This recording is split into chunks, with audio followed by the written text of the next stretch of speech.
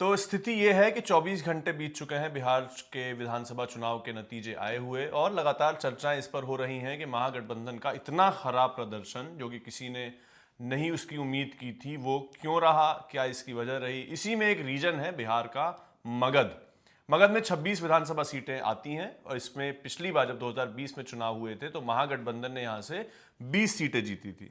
लेकिन इस बार जो है उस नतीजे को एकदम रिवर्स कर दीजिए 180 डिग्री पर, और घूमकर पता यह चलता है कि वो 20 सीटें, यानी 20 सीटें इस बार एनडीए ने जीत ली हैं, और महागठबंधन सिमटा है महज 6 सीटों पर। तो हर रीजन में महागठबंधन की जो 30 के करीब सीटें आई हैं वो हर रीजन से कम हुई हैं, और मगध में तो एकदम पलट कर जो है नतीजे आए हैं। इसी पर चर्चा करने के लिए ऋषिकेश हमारे साथ हैं। ऋषिकेश की रिपोर्ट्स आपने बिहार चुनाव से देखी, कई सारी वीडियोस देखी, मगध साम्राज्य जो नया शो था उसके कई सारे वीडियोस देखे जो कि ऋषिकेश ने लिखे, एंकर किए।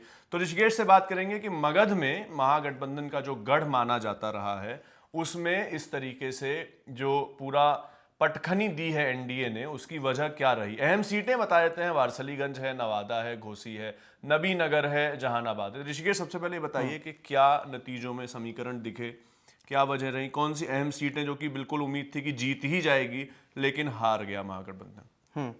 तो जैसे एक आम तौर पे बहुत ज़्यादा इस चीज़ को लेके बहस होती है कि ये मगध हम माने किसको। सांस्कृतिक रूप से आप देखेंगे तो आप शेखपुरा तक जाएंगे, नालंदा, ये तमाम चीज़ें। लेकिन हम जिन जिलों की चर्चा करेंगे, सबसे पहले हम वो पूरा टैली बता देंगे। नवादा, औरंगाबाद, जहानाबाद, अरवल और गया की हम बातें करेंगे। इसमें 26 सीटें आती हैं। तो पिछली बार 2020 के विधानसभा चुनाव में हर जिलों में हावी रही थी महागठबंधन। लेकिन और यही एक जगह है, मतलब शाहाबाद और मगध, इन दो क्षेत्रों से उनको उम्मीद होती है। आप सोचिए कि मगध और शाहाबाद में कुल मिला के जितनी सीटें विधानसभा चुनाव में 2020 में आई थी, उससे कम सीटें इस बार सब पूरे स्टेट में उनको आई हैं। तो आप सोचिए कि वो कितना बड़ा स्ट्रांग होल्ड था कि 48 सीट्स में से उनको 40 सीटें सिर्फ मगध और शाहाबाद से आई थी। तो सबसे पहले नवादा की बात करेंगे। नवादा में 5 विधानसभा क्षेत्र हैं, जिसमें 4 पर एनडीए को जीत मिली है, और यहाँ पे अशोक महतो की पत्नी अनीता महतो चुनाव जीती हैं। वो एकमात्र सीट है जो आरजेडी के खाते में गई है। औरंगाबाद में पिछली बार महागठबंधन ने सारी सीटें जीती थी, एनडीए यहाँ 0 पे थी। यहाँ पे इस बार एनडीए को सिर्फ एकमात्र जीत मिली है रफीगंज से। मोहम्मद निहालुद्दीन वहाँ से चुनाव जीते हैं। जहानाबाद एक उनके लिए बहुत ही पॉजिटिव रहा है। यहाँ से 2 सीटें उन्होंने निकाली है, एक जहानाबाद का, जिसके बारे में हम और विस्तार से बात करेंगे, और दूसरा एक मखदुमपुर का सीट। उसके बाद अरवल की भी 2 सीटें थी, जिसमें एक भी सीट नहीं मिली है महागठबंधन को। तो गया सबसे बड़ा जिला है, जहाँ 10 विधानसभा क्षेत्र आते हैं। यहाँ से बोध गया, जो कि आरक्षित सीट है, वहाँ से कुमार सर्वजीत जीते हैं, और टिकारी, जहाँ से अनिल कुमार हार गए हैं। ये वही सीट है जब दुलार चंद यादव की हत्या से एक दिन पहले आपने देखा होगा कि उन पर हमले की खबर आई थी। एक लगा था कि सिंपैथी वोट उनको मिलेगा, तो लगभग 3000 वोटों से वो हार गए हैं, और यहाँ पे महागठबंधन को जीत मिली है। और ये दोनों ही सीटें आरजेडी ने जीती हैं, टिकारी और बोधगया दोनों। तो यहाँ से सबसे ज़्यादा लेकिन जिस सीट की बात हो रही है वो है वारसलीगंज। वारसलीगंज एक ऐसी सीट जहाँ पे अरुणा देवी और अनीता महतो चुनाव लड़ रही थी, लेकिन उससे ज़्यादा यह सीट जाना जाता है अखिलेश सिंह और अशोक महतो के गैंग वॉर के लिए। मतलब पता नहीं कितने लोग इसमें, 200-300 से ऊपर लोग मारे गए बीते 2-3 दशकों में जो इनकी राइवलरी चली। तो अरुणा देवी यहाँ से चुनाव हार गई। अब सोचिए कि यहाँ का जो समीकरण बना उसको आप थोड़ा सा अगर आप समझेंगे, तो जैसे अगर यहाँ पे टकराव अगर यादव और भूमिहारों के बीच में अगर होता तो फिर समीकरण हो सकता है अलग होते। लेकिन जैसे कहा जाता है ना कि जो जितने भी गैर यादव ओबीसी हैं उनको यादवों से दिक्कत होती है, लेकिन यहाँ समीकरण अलग है। आप ये धानुक जाति से आते हैं अशोक महतो, और आप देखे होंगे कि इन्होंने यादवों के साथ मिल के अखिलेश सिंह के खिलाफ लड़ाई लड़ी, या फिर रणवीर सेना से जो भी इनका कॉन्फ्लिक्ट रहा, ये एमसीसी के साथ भी इन पे ऑपरेशन के आरोप लगते हैं। तो इसकी वजह से क्या है कि यादवों के साथ भी उनका अच्छा गठजोड़ है, कोयरी, कुर्मी, इन सब के साथ भी इनका अच्छा गठजोड़ है। तो इस वजह से इनको एक बढ़त थी। और आप थोड़ा सा अगर जब पीछे जाएंगे तो जब अनीता महतो जब मुंगेर से चुनाव लड़ी थी तो उस वक्त आपने देखा होगा कि मुकामा विधानसभा में ये बहुत ज़्यादा ललन सिंह पिछड़े थे। अनंत सिंह बेल पे बाहर थे बावजूद उसके। इसके पीछे वजह ये थी कि धानु कोयरी कुर्मी की वहाँ अच्छी आबादी है और वो सारी जातियाँ इनको एक हीरो की तरह देखती है। तो ये जो पूरा समीकरण था उसमें यादव भी इनके साथ आए, कोयरी कुर्मी भी आए। और चूंकि पिछड़ी जातियों के समर्थन में ये रहा करते थे और उनके लिए लड़ा करते थे, जिसकी वजह से वो पूरा मामला फॉरवर्ड वर्सेस बैकवर्ड हो गया और अनीता महतो को एक मुश्त वोट पड़ा। वहाँ सारे समीकरण इनके फेल हो गए। भूमियारों ने भी बहुत जम के अखिलेश सिंह को वोट दिया, मतलब उनकी पत्नी अरुणा देवी को, बावजूद इसके वो इस सीट को बचा नहीं पाई। अगला सीट जिसकी हम चर्चा करेंगे वो है नवादा। राजवल्लभ यादव की सीट। वो पहले आरजेडी से विधायक, वो एकदम राइट हैंड लेफ्ट हैंड जो भी कहें, मतलब सबसे खास आदमी में से एक नवादा में। और ये कहा जाता है कि अशोक महतो ने जितनी भी कार्रवाइयाँ की या फिर वहाँ पे जितने भी प्रशासनिक एट्रोसिटीज़ के आरोप लगे भूमियारों के खिलाफ या कुछ भी, तो उसमें सबसे ज़्यादा आरोप लगते थे राजवल्लभ यादव पर, क्योंकि वो मंत्री बन गए थे उस टाइम पे और उन्हीं के शहर में अशोक महतो भी पल बढ़ रहे थे। तो इस बार लेकिन समीकरण बहुत ही अलग था। हम लोगों के लिए बहुत चौंकाने वाला था कि जब गया में हम रैली के कवर करने गए थे नरेंद्र मोदी की, तो वहाँ हमने देखा कि विभा देवी बैठी हुई हैं। तो बड़ा लोगों के लिए चौंकाने वाला कि आरजेडी की विधायक यहाँ क्या कर रही हैं। तो उसका बैकग्राउंड थोड़ा सा ये है कि राजवल्लभ यादव जो रेप के आरोप में, एक नाबालिग लड़की के रेप के आरोप में जेल में थे, वो उस मामले में बरी हुए और कहीं ना कहीं ये चर्चा रहती है कि उसमें बिहार सरकार ने उनकी काफ़ी मदद की और उस टाइम पे कहीं ना कहीं ये फिक्स हो गया था। वो मंच पर जैसे ही वो दिखी कि इनको नवादा से टिकट दिया जा सकता है जेडीयू से, तो वहां से कौशल यादव लड़ा करते थे नवादा से जेडीयू की टिकट पे और वो भी इस चीज़ को भांप गए, तो वो चले गए आरजेडी में। अच्छा। तो मामला ये रहा कि 2020 में जो लोग लड़े थे, मुकाबला उन्हीं के बीच में था, बस रिवर्स हो गया, स्विच हो गया। जैसे पार्टी स्विच हो जैसे कि मगध का पूरा समीकरण बताते हुए हम बता रहे हैं कि 180 डिग्री पे घुमा दीजिए, आप वही पाएंगे। तो वहां से जब कौशलेंद्र यादव चुनाव लड़े तो भूमिहारों के लिए एक बहुत ही अजीब सी दिक्कत थी कि मतलब आरजेडी को तो वो वोट कर नहीं सकते, ठीक है। और उसके बाद उनके सामने दूसरा ऑप्शन है राजवल्लभ यादव की पत्नी विभा देवी, और लगातार जो नरसंहारों का आरोप और तमाम चीज़ें, जितनी भी एट्रोसिटीज़, तो मतलब उनके लिए कोई चॉइस नहीं था कि वो किसको इसमें वोट करें। तो आपने एक चीज़ देखा होगा कि नवादा जो क्षेत्र है, नवादा जिला, वहाँ पे वोटिंग सबसे कम हुई है। तो वहाँ ये वाला, क्योंकि वो कंफ्यूज थे, उनको समझ नहीं आ रहा किसको चुने नहीं चुने, किसी को भी चुने, मतलब वो किसी को भी वोट करें, जीतेगा तो वही जिसको वो जीतते देखना नहीं चाहते हैं। हाँ। उसके बाद एक सीट है घोसी। घोसी को लेके बहुत ज़्यादा लड़ाई ठन गई थी महागठबंधन में माले और राजद के बीच में, क्योंकि तेजस्वी यादव वहाँ से राहुल कुमार को टिकट देना चाहते थे, जो जगदीश शर्मा के बेटे हैं। और एक चीज़ जो हमेशा से ये कहा जाता है कि, और माले किसको चाहते थे? माले रामबली यादव वहाँ से सिटिंग विधायक थे। तो एक चीज़ जो हमेशा ये कहानी कही जाती है कि चाहे भले ही कभी राजद में ना रहे हों जगदीश शर्मा, लेकिन उनका जो संबंध है लालू प्रसाद यादव से, वो हमेशा उनको एक बाय देते थे कि आप घोसी आराम से निकाल जाएं।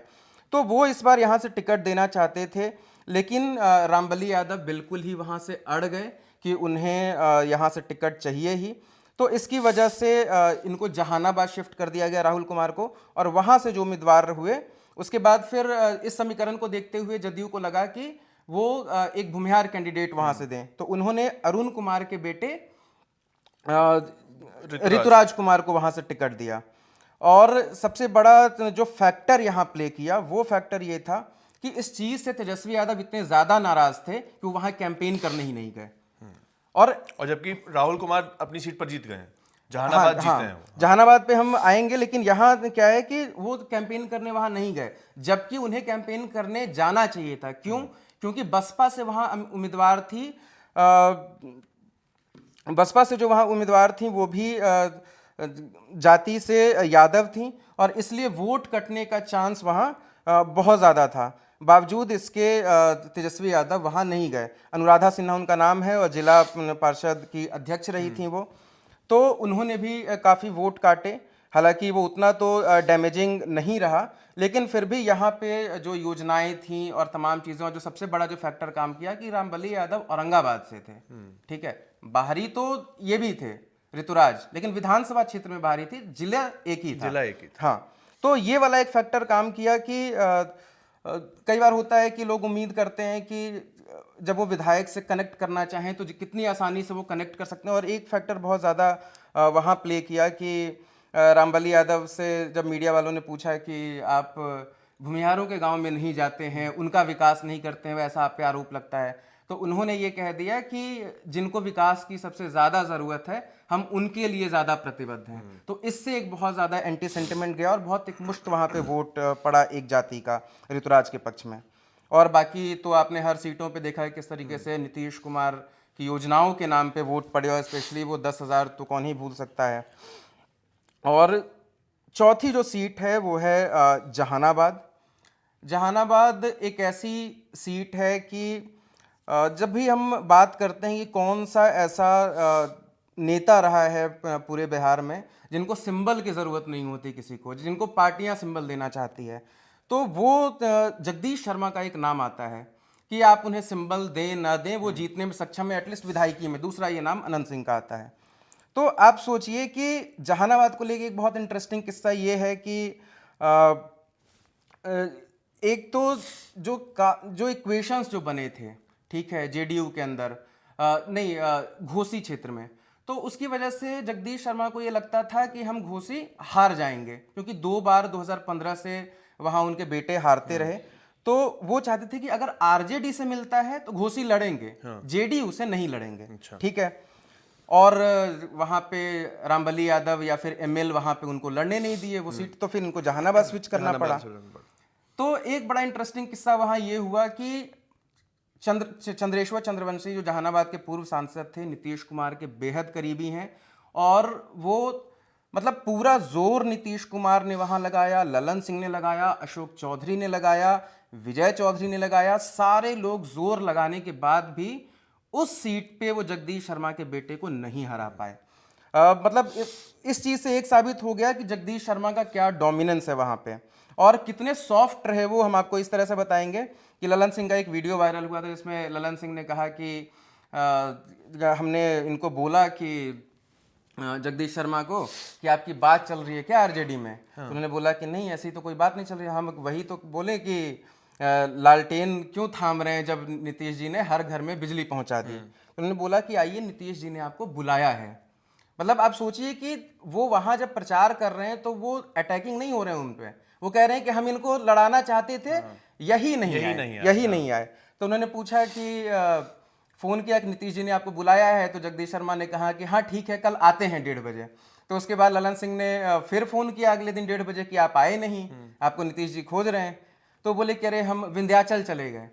तो उसके बाद ललन सिंह ने कहा कि 2 दिन तक फिर वो नहीं आए, तो हमको ये लगा कि जरा कोई एक आदमी भिजवा के देखते हैं कि वहाँ पे वो हैं या नहीं अपने घर पे। तो जो आदमी गया वो बताया कि जगदीश शर्मा उनके बेटे तो यहीं पे हैं। तो उन्होंने फिर ललन सिंह ने उनको फ़ोन करके बोला, जो ललन सिंह बता रहे हैं कि उन्होंने फ़ोन करके बोला कि ठीक है पार्टी में आइए या मत आइए, लेकिन आप धार्मिक आदमी हो कि आप माता के नाम पे झूठ बोल रहे हैं। तो ये वाली चीज़ थी, और इसको जगदीश शर्मा ने इस तरीके से काउंटर अटैक किया कि जगदीश शर्मा ये चाहते थे कि चंद्रेश्वर चंद्रवंशी के खिलाफ बड़ा एक एंटी इनकम्बेंसी था 2024 के लोकसभा चुनाव में। ये एंटी इनकम्बेंसी को आप बिल्कुल इस तरह से देखिए कि जो हम आपको आगे बताएंगे, नीतीश कुमार ने जगदीश शर्मा से कहा कि आप चंद्रेश्वर चंद्रवंशी को जिताइए। तो उन्होंने तो जगदीश शर्मा ने कहा कि आप यहाँ से टिकट बदल दीजिए, एंटी इनकम्बेंसी है, यहाँ भूमिहार वोट नहीं करेंगे उनको। तो उन्होंने बोला कि भूमिहार वोट कैसे नहीं करेंगे, वो राजद और सुरेंद्र यादव के डर से करेंगे। हाँ, तो जगदीश शर्मा ने कहा कि तो ठीक है, तो आप जिता लीजिए। अब जब हम आपको जो सलाह दे रहे हैं या तो वो मान लीजिए, नहीं तो अगर आपको लगता है कि जीत जाएगा तो जिता लीजिए। तो वहाँ से चंद्रेश्वर चंद्रवंशी हार गए 2024 का लोकसभा चुनाव। तो इन्होंने फ़ोन किया जैसा कि जगदीश शर्मा बताते हैं, जगदीश शर्मा ने फोन किया नीतीश कुमार को कि आपसे मिलना है, तो नीतीश कुमार ने उनसे कहा कि अब मिलके क्या ही करिएगा, हरवाइए दिए। तो जगदीश शर्मा ने बोला कि हम कहाँ हरवा दिए, हम तो बोले थे कि वो हारिए जाएगा, उसके बावजूद आपने लड़ाया। तो बोले कि ठीक है, अब हारिए गया तो आपसे हमको कोई मतलब नहीं है। तो वहां पे जगदीश शर्मा ने ये कहा कि जिसने हमको सम्मान दिया, हम उस पार्टी के भीतर जाएं या जिसमें नीतीश कुमार ने हमको ये कहा कि अब आपसे हमको कोई मतलब नहीं है। तो हाँ, तो और ऊपर से सबसे बड़ी चीज ये थी कि वहां से सुदय यादव जो विधायक थे आरजेडी के, उनके खिलाफ एक एंटी इनकम्बेंसी थी और एक तरफ ये वादा था कि हम आपको टिकट तो देंगे ही। तो सुदय यादव को कुर्था शिफ्ट कर दिया गया और इनको जहानाबाद लाया गया। तो सुदय यादव ने मदद की यादवों का वोट दिलाने में, और उसके बाद जगदीश शर्मा को तो एक मुश्त भूमियार वोट वहां कर ही रहे थे, क्योंकि उनके अंदर ये था कि घोसी उनके पास मतलब जहानाबाद में लंबे समय से कोई भूमिहार विधायक नहीं रहा है। और इसमें सबसे इंटरेस्टिंग चीज ये थी कि अरुण कुमार के बेटे अरुण कुमार जो कि विधानसभा क्षेत्र जिनका जहानाबाद पड़ता है, ठीक है, उनके बेटे लड़ रहे थे घोसी में, और जगदीश शर्मा के बेटे जिनका विधानसभा क्षेत्र घोसी पड़ता है वो लड़ रहे थे जहानाबाद में, और दोनों अलग अलग पार्टियों से। और दोनों पार्टी को आप इस तरीके से देखिए कि दोनों पार्टियों ने क्या फ्रीडम दिया दोनों को। उन्होंने ये कहा भी नहीं कि आप एक दूसरे के मतलब आप वहां जाके कैंपेन करिए और आप यहां जाके कैंपेन करिए। दोनों ने ये चाहा कि कम से कम अपनी एक सीट तो अपनी बचा लें, पता नहीं।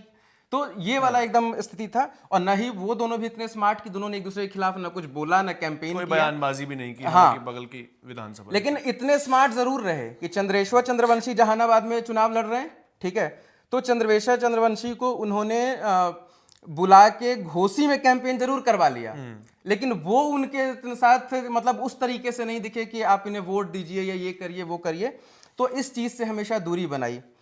और सबसे ज्यादा घोसी का मैं ज्यादा इसलिए नाम ले रहा हूं कि घोसी में भी नीतीश कुमार ने बहुत मतलब मेहनत की, क्योंकि घोसी में नीतीश कुमार आए, शिवराज सिंह चौहान आए, जीतन राम मांझी आए। चूंकि अरुण कुमार को बहुत लंबे समय बाद यहाँ टिकट मिला था, मतलब उनके बेटे ऋतुराज को 2019 में वो चुनाव हारे, 2024 में हारे, तो राजनीतिक विरासत को एक बचाने की भी मतलब उनकी कोशिश थी।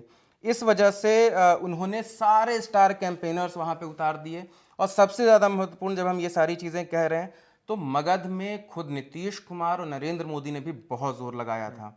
गया में उन्होंने रैली की प्रधानमंत्री मोदी ने, उसके बाद नवादा में उन्होंने रोड शो किया, उसके बाद औरंगाबाद वो गए, और उसके बाद पटना में भी जब वो आए। तो ये क्या होता है कि ये आसपास की चीज़ें कनेक्ट, अगर मान लीजिए नालंदा में ही जा रहे हैं तो हम क्या बोले कि अगर आप भाषा या फिर संस्कृति के लिहाज से देखें तो आप नालंदा, शेखपुरा, मुकामा, मतलब सबको, पटना, सबको आप मगध मान सकते हैं। तो ये एक था। योगी भी आए थे, हाँ, उन्होंने भी कई सीटें कवर की थी। अरे योगी को लेकर तो मैं एक इंटरेस्टिंग बात ये बताता हूँ कि एक दिन हम जा रहे थे राजीव नगर की तरफ पटना, ठीक है, हाँ। और एक रोड हमें ब्लॉक मिला, ठीक है, एक गली हमें ब्लॉक मिले। तो हमने वहाँ बैरिकेडिंग लगी थी, हमने बोला कि यहाँ क्या हो रहा है। तो बताया गया कि योगी आदित्यनाथ यहाँ आए हुए हैं और वो भाषण दे रहे हैं। मेरे लिए कितना शॉकिंग था कि मतलब योगी आदित्यनाथ को आप कहाँ इमेजिन करते हैं कि योगी आदित्यनाथ आपको गांधी मैदान में भाषण देते हुए दिखेंगे, ठीक है, और वो आपको कहाँ दिख रहे हैं, किसी गली में दिख रहे हैं। मतलब आप सोचिए कि कितना जोर लगा कि इन्होंने चुनाव लड़ा है कि मतलब सामने वाला ये नहीं सोच रहा है कि हमें एक गली में जाके भाषण देना पड़ रहा है, इतना बड़ा कद होने के बावजूद उन्होंने लगाया जोर। और बाकी माइक्रो मैनेजमेंट जिस तरीके से अमित शाह ने किया, ये तो आप जानते ही हैं। आगे जो सीट है एक नवीनगर, बहुत ही ज़्यादा हॉट सीट, क्योंकि वहाँ से आनंद मोहन के बेटे चेतन आनंद चुनाव लड़ रहे थे। और जाहिर तौर पे नीतीश कुमार के साथ अगर किसी की तस्वीर आती है शादियों में और तमाम जगहों पे, तो हमेशा कहा जाता है कि भाई वो बहुत खास लोग होते हैं जो नीतीश कुमार के दाएं बाएं पाए जाते हैं। तो उनमें से एक आनंद मोहन थे, आरजेडी से विधायक थे पिछली बार 2020 में, लेकिन इस बार बहुत ज़्यादा एंटी इनकम्बेंसी था उनका शिवहर सीट पे। इसलिए जो इनपुट्स मिले कि इनका सीट बदला जाए, तो एक राजपूत बहुल क्षेत्र नबीनगर इनके लिए चुना गया। यहाँ पे आरजेडी ने मतलब खुद अपने पैर पे कुल्हाड़ी मारी, क्योंकि यहाँ से एक राजपूत उम्मीदवार थे, विजय कुमार सिंह, डब्लू सिंह भी जिनका नाम है, वो राजपूत थे और वो राजपूत बहुल सीट था, ठीक है। लेकिन वहाँ पे इन्होंने जो टिकट दिया राजद ने, वो अमोद कुमार चंद्रवंशी को दिया। अब वो अमोद कुमार चंद्रवंशी, एक तो उनके कास्ट का परसेंटेज उतना ज़्यादा वहाँ नहीं है, ठीक है, और आरजेडी से अगर विजय कुमार सिंह भी, अगर मान लीजिए कि राजपूत विधायक रहे हैं, और चेतन आनंद भी तब वहीं पर आरजेडी में ही थे, तो जाहिर सी बात है कि कोई भी राजपूत विधायक बन जाए, आनंद मोहन तो सबसे ऊपर टॉप पे हमेशा रहे हैं, जाहिर सी बात है चेतन आनंद के साथ बहुत अच्छी उनकी दोस्ती रही होगी, बहुत वैसा मिलाप रहा होगा। तो विजय कुमार सिंह ने आरजेडी तो नहीं छोड़ा, उन्होंने तेजस्वी के प्रति अपनी वो समर्पण दिखाया पोस्ट करके फेसबुक पे जो भी, लेकिन वो चेतन आनंद के साथ मतलब इनडायरेक्टली उन्होंने उनको समर्थन दिया। और जाहिर सी बात है कि अगर वो नहीं भी दे रहे हैं तो एक क्लियर मैसेज ये जाता है कि अगर आप उनके लिए कैंपेन नहीं कर रहे हैं, इसका मतलब कि जो राजपूत है वो कहीं ना कहीं ये समझ रहा है कि डब्लू सिंह नहीं चाहते कि यहाँ पे टिकट अमोद चंद्रवंशी को मिले। तो ये एक समीकरण वहाँ काम कर रहा था। और सबसे बड़ी चीज़ कि अगर चेतन आनंद वहाँ चुनाव लड़ रहे हैं तो वहाँ पे योगी आदित्यनाथ आए, वहाँ पे नरेंद्र मोदी की रैली हुई, औरंगाबाद में नीतीश कुमार आए, मतलब कौन बड़ा नेता वहाँ पे नहीं आया। तो ये सारे समीकरण की वजह से वहाँ पे नबीनगर में चेतन आनंद जीत पाए।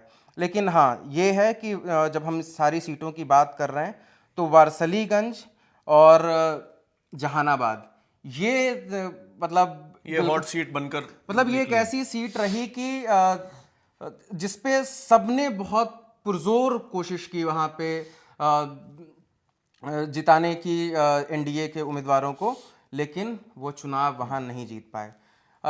लेकिन आखिर में यही देखा जाएगा कि जिस क्षेत्र से सबसे ज़्यादा उम्मीद रहती थी एनडीए को, महागठबंधन को, वो क्षेत्र उनके हाथ से पूरी तरह से निकल गया।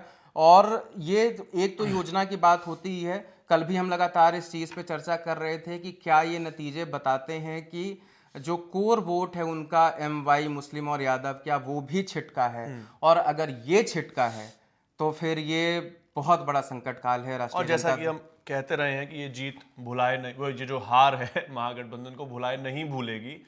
आने वाले 4 साल तो लगेंगे ही जब तक अगला चुनाव ना हो जाए, जब तक अगला लोकसभा चुनाव नहीं हो जाए। इतना टाइम तो लगेगा ही, क्योंकि महज 5 सालों में जहां 75-76 से 25 पर आई है आरजेडी, सरकार बना ली थी, उसके बाद वो तो अलग हुए, कांग्रेस 19 से 5 पर आई है, 5-6 पर आई है, और सीपीआईएमएल की भी हालत 11 से लेकर 1 पर पहुंचे, सीपीएम को भी सीट सिर्फ 1 ही मिली।